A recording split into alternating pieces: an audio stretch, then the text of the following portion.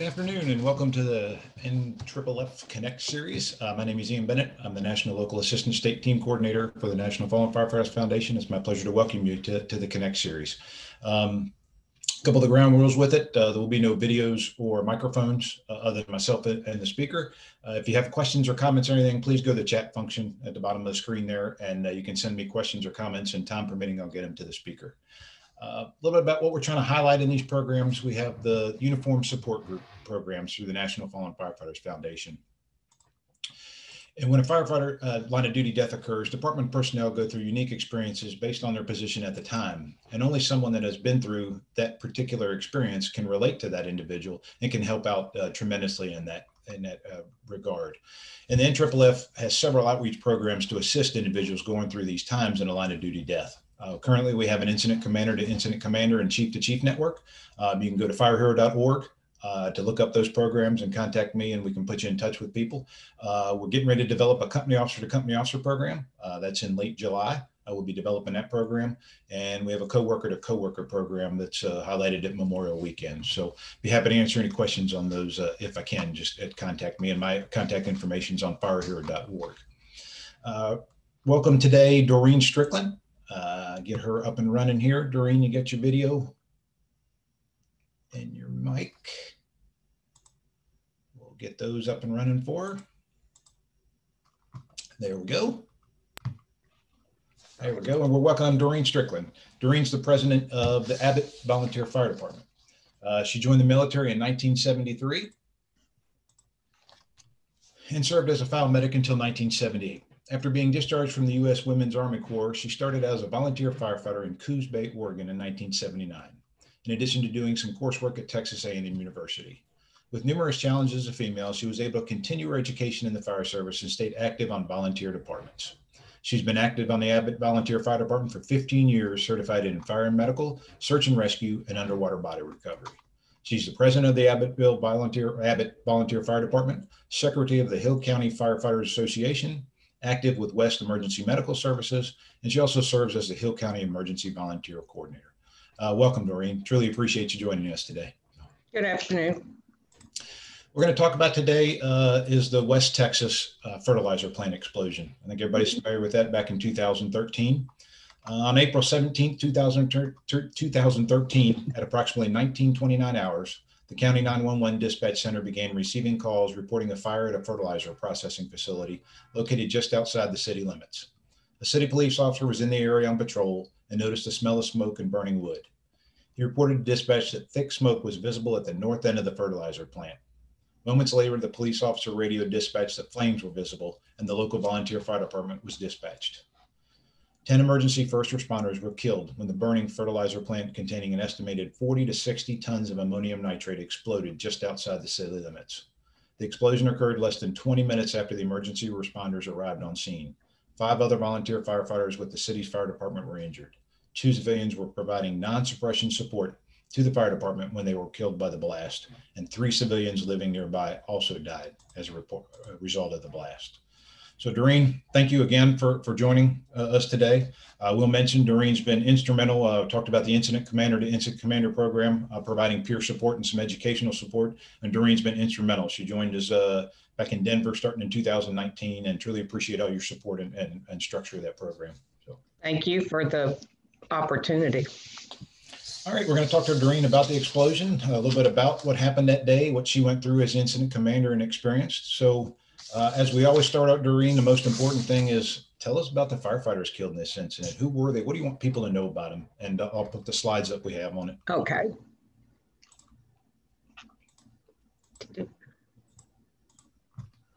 The first one to your left, Jerry Chapman, he was my son's best friend. He was pretty much a second son also in our family. He had a heart of gold. He never stopped wanting to help people. He was trying to figure out what he wanted to do in life, and his son had talked to him about joining the fire department. Once he had joined the fire department, we were able to do free EMT classes through West Volunteer Ambulance Service. He had then at that time started classes there and realized in life that's what his goal was to be there to help others as a firefighter and EMT. Cyrus Reed, he was just a massive teddy bear. Every time you look at him, he was doing something, pulling pranks. He was single, same as Jerry, no children. He started at a fire department south of us. When he moved up into the local area, he joined Abbott. He would always look for the fire and start rolling engines before they even toned us out, and then would call SO and ask permission to drop the tones. Both families are phenomenal and have started scholarship funds in both of these fallen firefighters' names. They're missed deeply. All right, we got some from West Volunteer Fire Department. Yes, sir. Snook Houses were brothers. Joey Pachowski, top right. He had a son when he was killed, approximately 9 years old. He started a fundraiser because the children's park was destroyed. He raised enough money to build a brand new park for the children of West.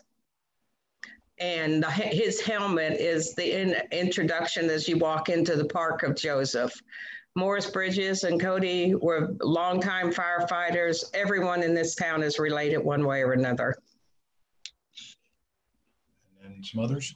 Kenneth Harris, he's Dallas firefighter. He came to the scene at that time. He was, when he noticed the magnitude, he was killed on the explosion, leaving behind wife and children. Perry Calvin had gone in that night as training with Abbott Fire Department. He was also in our medical class. He had wanted more experience, so he had been working alongside Abbott and asked for permission that night. He was a father of 2, and his wife was pregnant with his little girl when he passed. Kevin Sanders, Bruceville Eddie, came from Chicago as a firefighter, was now volunteering in Bruceville Eddie and taking EMT classes. He also his wife had just given birth to their first son. Jimmy Matus and William Upmore were both volunteers and were honorary. They weren't as active as they used to be, but they were always there when they were needed. Excellent. Thanks, Doreen. Tell us about the day incident. How did it start? And tell us walk us through it. And we'll go through the pictures at the same time. Okay. Here you'll see the picture of the fertilizer plant. If you notice, the railroad crossing to the left is probably the only thing that saved all of us from perishing that day. The explosion actually, where the big silo is to the top of your screen, goes towards the west and more southwest across the railroad tracks. That was the direction that the explosion took place. Once it did take place, it went up over the railroad track and came across. If the railroad track was not there, it would have come straight across and wiped everything out. With the magnitude of the explosion, it already done severe damage to that whole area of town. We were sitting in the classroom at West EMS. All of our department was working on getting their EMS basics. We were at the final chapters in the book, and the next one was Mass Cal. The tones had dropped off when we started working on our state test. Cyrus had looked up to me and he says, "Something's not right. I can smell smoke." He says, "Do I have permission to call dispatch?" And I said, "Yes, please call our dispatch, see if they need help." By the time he had picked up his phone, our tones had dropped to assist on a fertilizer plant. When we walked out the door, you could see the flames shooting up over there. It was endless. You could feel the heat from the other side of the railroad track, where the location was primarily in that small grain bin alongside of the big one in the back is where the flames primary were coming at that time. We had, I had turned around and Cyrus and Jerry in because they still had their gear in their truck, and they needed boots on the ground. So they asked for permission. I had taken over IC at that time on that corner to go ahead and send them in. Perry Calvin asked if he could go in that day also as Abbott Fire, or did he have to wait for his tones to drop? Because you're not allowed to respond without the tones dropping. All 3 of them went in together, never to make it back out. As we were sitting there, May Day was being yelled for more equipment. I had several firefighters in town bringing trucks, but we were short one driver. So I had turned around and ran to town, which was probably about a 6-minute turnaround, 7 at the most. But once we made scene, the explosion was taking place as we crossed over the bridge. I was able to pull up, almost running over one of our students that was laying in the middle of the street that was thrown from the building. And one of my other firefighters that had just brought one of our engines in grabbed hold of me and he said, "You're the IC, do you understand? You need to be accountable and know where everybody is and everything's going." And you could hear the screaming and the house is collapsing, everything was burning. And I turned around and I looked at him, I said, "Tom, I got this, you go ahead. They need boots on the ground. I've got this section." And everybody at that time went into rescue mode.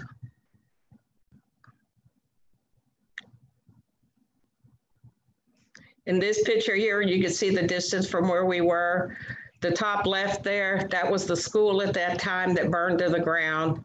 If you go to the right where the silos are, was the playground that was demolished. And right across the street was a nursing home, West EMS, and assisted living center. Everything at that time from the heat of the fire itself, evacuation had already started taking place to remove the residents because of the temperature rising in the building. Approximately 5 minutes into pulling those out of there is when the main explosion took place and collapsed the building on top of everyone.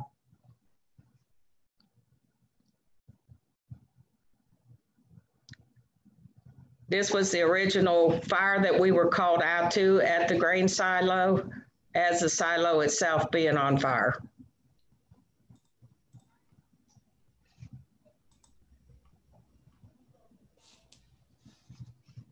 This is when it started taking into the second grain silo. At this time, we had had massive amounts of ammonia hydroxide and ammonia nitrate on scene. They had just come in by rail car because the fertilizer is used out in our farming areas, which were probably 80% farming areas at this time. County dispatch advised that their traffic is unreadable and they're not able to get their response. Received, we're in Elmont, we just saw an explosion on the horizon. Here, we need every ambulance we can get this way. A bomb just went off inside here, it's pretty bad. We've got a lot of firemen down. So where were you, Doreen, when the actual explosion occurred? We were actually on the other side of the railroad track. We had 2 ambulances and a fire truck right up at, the ambulances were on scene. Jerry and all of them were also on scene. They did not have at this time, from what we can tell, enough hose to reach to try to cool down the fire itself at the time of the explosion. One of the tanks that came in on the rail car had overheated and had exploded. I was on the other side of the railroad track with our one engine that it literally was lifted about 6 foot off the ground and slammed back down.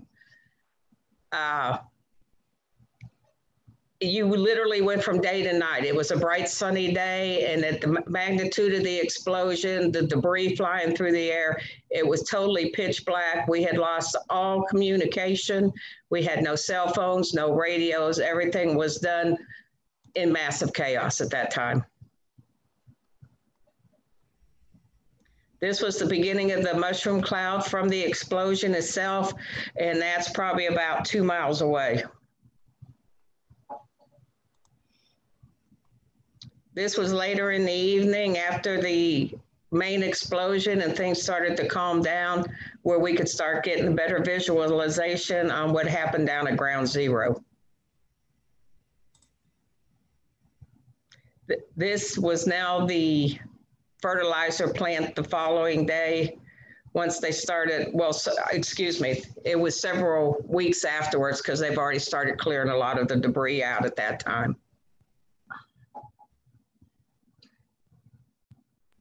It had literally knocked out the railroad line. The track was totally blown off course up to 4 miles away. This was the apartment house that was right next to the playground. One gentleman was killed there. One of the rescuers was helping him out the door. As the explosion took place, he was sucked back into the building and she was blown clean across the parking lot underneath a pickup truck.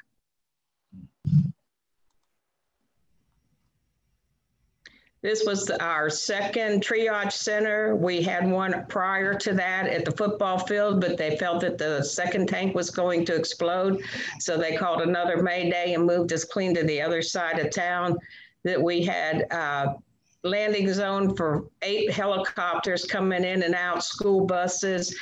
Within that hour and a half, 2-hour period, we had transported over 200 people. How far around did mutual aid resources come then? Mutual resources were coming from all over at that time. That's one thing that we can discuss later on when one incident causes problems with a second. We had them coming from all over the state of Texas and outside of Texas at that time because of the magnitude and the search and rescue to checking homes and schools and stuff for other personnel that we haven't been accountable for. This is the shot several days later of the apartment house next to the playground. Wow. And I can testify, I was fortunate to go out and join Doreen. We did it after the fire podcast, which hasn't been released yet. And just to see that is amazing. And you want to talk a little bit about the train tracks and what that did with the elevation on there? Sure. The elevation actually took the explosion and swooped it up and over to keep, instead of coming straight across. Coming up and over actually softened the blow and sent it into a more upward direction. Whereas if the train track wasn't there, it would have come straight across and kept on going.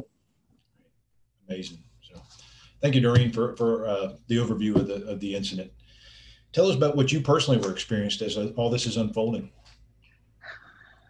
At that time, I don't really think you have time to think. You just, especially when someone grabs you and tells you to be accountable, that, we have firefighters going down and you want to be there with them, but at the same time, when you're looking at the magnitude surrounding you, that you have now got many others to work with that are alive and you've got to keep them going and keeping everybody in the right direction. The hardest part of all is you didn't know who was where and who was doing what because of the lack of communication. We were blessed later on that evening where Hill County's emergency management came in on the end that I was in, Tom Hemrick, and along with Waylon Price, who is a long-term firefighter, chief, phenomenal person, came in and I was able to relinquish command to the both of them.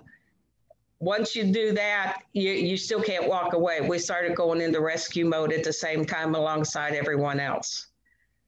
Your mind games, and I think with myself, I didn't even really process the fact that we had lost firefighters. So that next morning, because we were up all that night, and we were sitting there and a call came in for our department.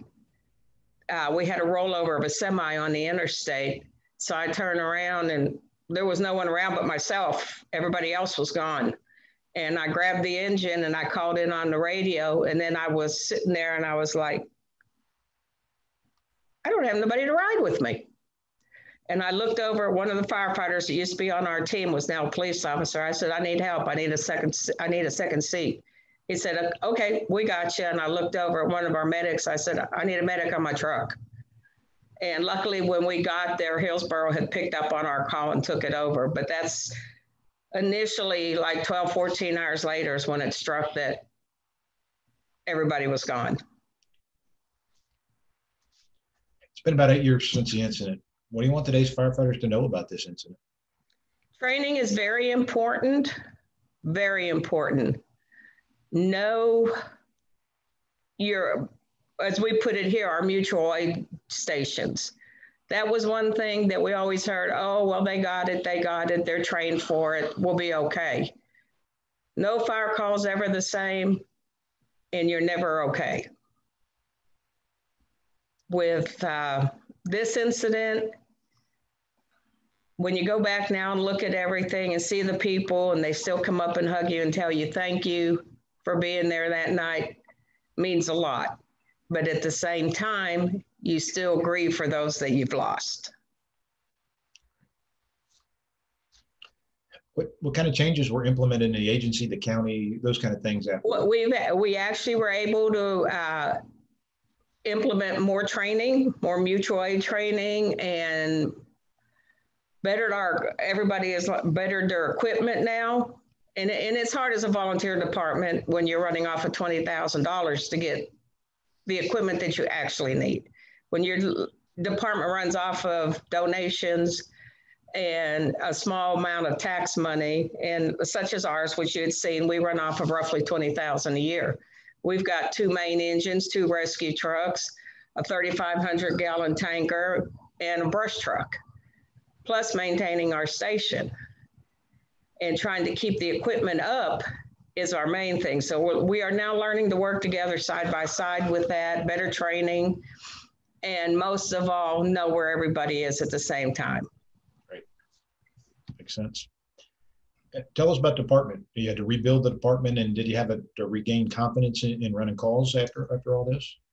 During the main situation, I think a lot of us really didn't have time to stop and think. A lot of us were still in the mode of rescue, still trying to help because this went on for so many days. We were still a week out, still trying to rescue at this point, you know. So the department here, our department's a very close-knit family. The young man that was in there on the fire scene as a junior has now graduated Fire Academy and EMS. It has made him stronger, whereas several we have lost because they could never handle the situation. We have a stronger brotherhood. We sit down with our meals, the phones are put away. We discuss the calls that we have during the week or during the month, how things have taken place and where we can change and make ourselves better. Excellent. What did you personally experience in the aftermath, the weeks, the months afterwards? So.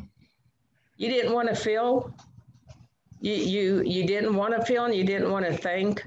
The comment of, if you haven't done it within the last year, don't do it afterwards, is very true. I'll be the first one to admit, I never was a drinker, but it seemed to be easier for me to drink.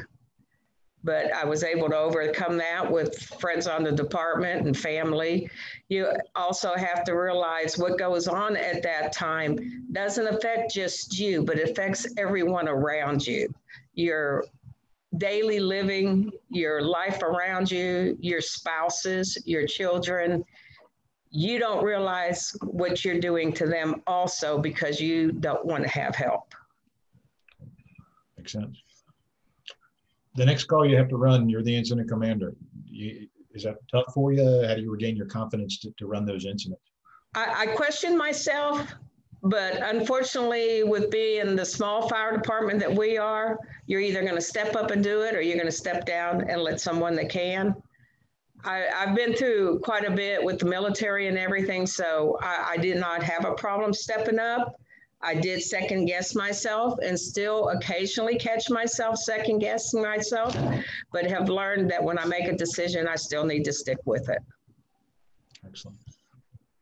What advice do you give to officers and firefighters that may have to encounter losing one of their own? First and foremost, IC to IC, chief to chief, or firefighter to firefighter. We all know what you've been through. We've all been through it one way or another. I've learned so much through this program and sitting and speaking with several others. The reactions and the feelings that I had were shared by many others when you think you're the only one, but you're not. You can sit down and comfortably talk and not be judged. You can sit there and tell people, after the explosion, they brought people in to help. Well, unfortunately, our department was one where we weren't allowed to talk because of gag orders, because at first they thought it might be terrorism and then arson. So I mean, it was years before we were, I mean, could actually sit down and talk to somebody. And then you're sitting there going, why am I paying someone to tell my problems to, that probably heard it 500 times and doesn't care or understand. But when you're within a program like this, you know they care and you know they understand. Thanks, Doreen. You want to walk us through? We've got a few more slides here on the memorial.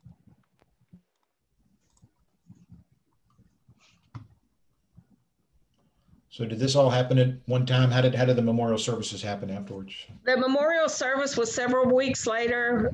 With that magnitude and that number of firefighters down, you spend quite a bit of time going to funerals once, and I think that's part of the problem with that, something like this. Just about the time you think you're starting to move on, here comes another funeral.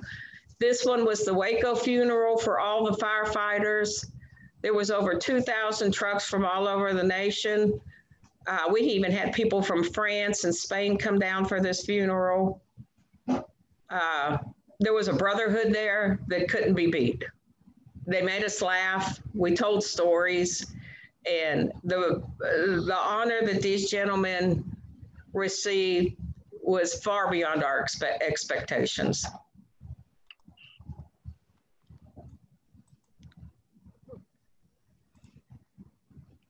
This was part of the procession.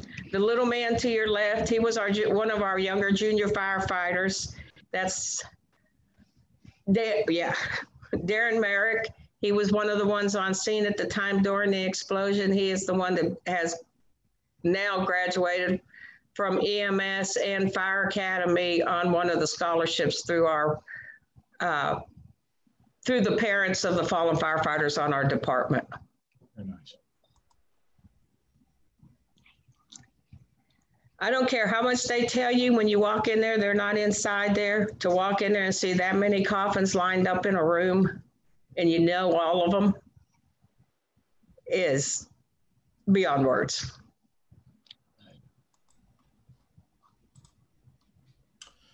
Doreen, thank you very much.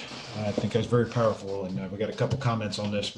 Thanking you very much for your willingness to be honest, open, and share your experiences with this. Anything else you'd like to add on the incident? No, sir. Just thank you and everyone else for the IC to IC program, and knowing that there were people out there that needed help that wouldn't go out and get it are now getting it. Excellent. Yep. And again, encourage chief to chief, incident commander, go to firehero.org, and you can get all the information. Those will come straight to me, and I'd be happy to hook you up with the program. So again, thank you very much, Doreen, for joining us today and sharing with us, and I hope you have a great day. And thank you everybody for joining us today.